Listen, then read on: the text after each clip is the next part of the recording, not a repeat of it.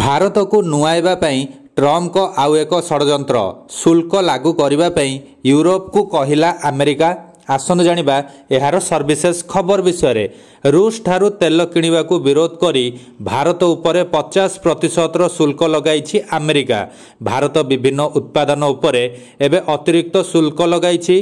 तेबे चाप सत्वे भारत नई नथिबा देखि अमेरिका एबे आउ एक पदक्षेप नेबाकू जाउतबा जणा पड़िछि। भारत को नुआइबा पई आहुरी अधिक शुल्क लगाइबाकू अमेरिका योजना करुथबा सामना को आसीछि।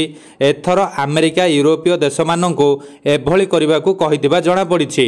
व्हाइट हाउस एबे यूरोपीय देश माननकू भारत उपरे समान कटकड़ा लागू करिबाकू अपील करिछि।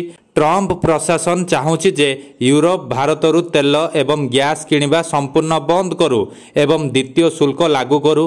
अमेरिका अभियोग करिछि जे भारत रूस रो अशोधित तेल किणी मस्को को आर्थिक सहायता प्रदान करुछि एवं एभली करी परोक्ष भाबरे यूरोप युद्ध को ईंधन जोगाउछि। एथिपई वाशिंगटन भारत उपरे 50% शुल्क लागू करिछि।